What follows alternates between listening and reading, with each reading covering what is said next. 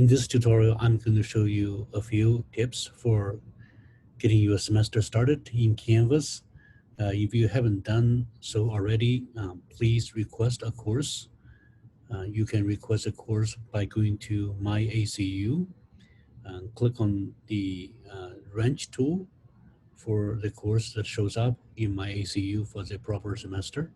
And then you have three options to request your course. You can request a blank one that has nothing in it, or you can request from a template. There's a middle option, which I'm going to show you a little bit later. You can also copy from a previous course, okay? What if you just want to do both? You want the template and also you want your previous course content. You can do so too. You can copy from your previous course at this request stage, and then you can import the template later on, as I'm going to show you in the next slide. If you um, have not imported the template, or if you have not requested a course based on the template, you can still do so once your course already exists in Canvas. So you go to your course, you import from Canvas Commons, and then you search for ACU Canvas template for 2020. You don't have to type everything up. If you type part of it, it will show up as well under ACU. And then you will be able to see there is a little um, template that has been inserted into your course. It has a nice looking homepage and some resources that you might find helpful. For instance, where to get help, tutorial videos for Canvas, etc. So that's the another thing you want to do. Just try to use the template. Of course, the template is optional. It's not compulsory that you use it.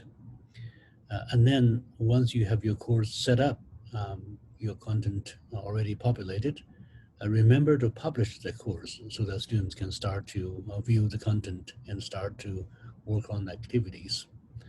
Um, Publishing the course just make the entire course viewable for students, but you still have to publish the modules as well as specific items within a module so that it can be seen. If there are some content you're not ready to publish, it is fine to keep them unpublished until it is time to release them to the students.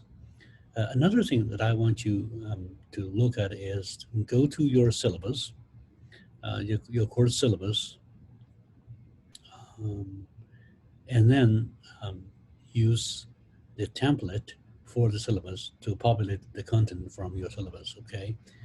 The Canvas syllabus also comes with a course summary, like the activities that are going to be required of the student, as well as the um, calendar here.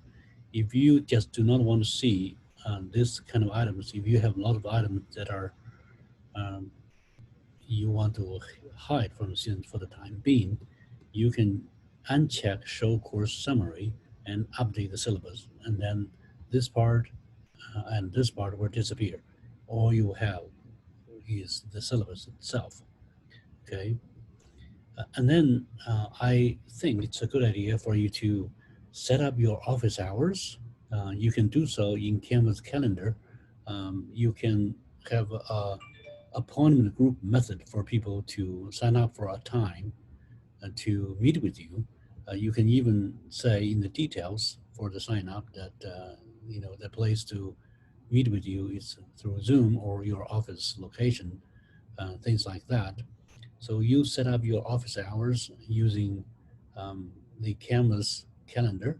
Other people use some other methods. For instance, Google Calendar. You can book me site that works very well too.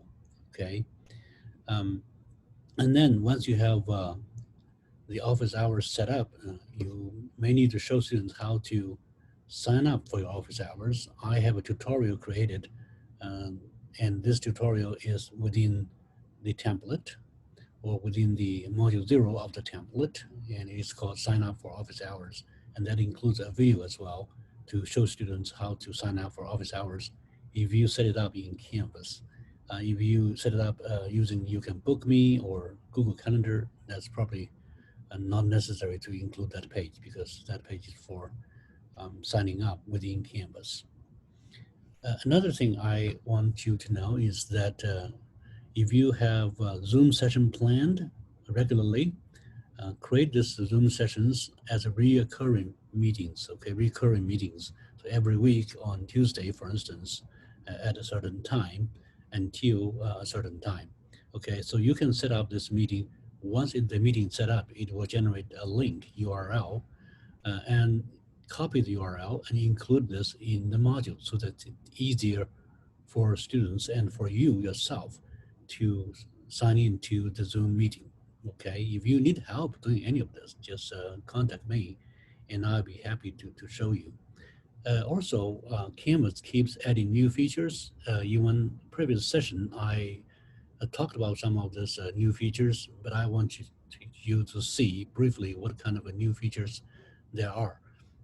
The main thing is a rich content editor. You can turn that to on, and it has a different interface. So in the future, Canvas will look like that. So do not be too surprised by that. So if you want to be earlier in adopting that rich content editor, you can do so by turning on that feature in um, uh, in future options in settings. Okay, there's some other nice features like course level notifications.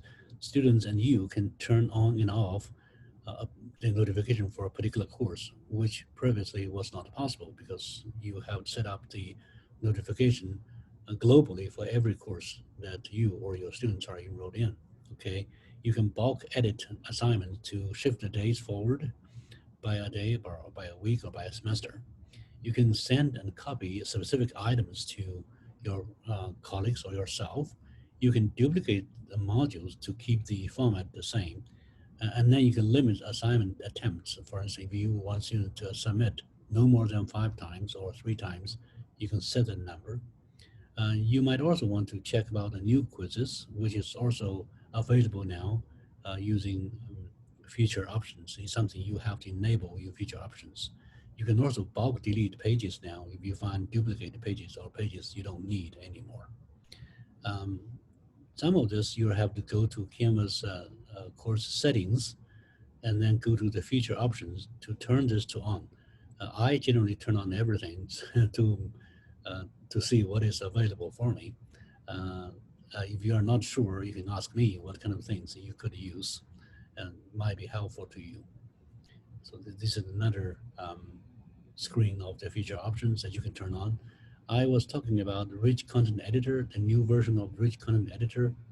Um, I turned this to on, and I will show you what it looks like once it's changed.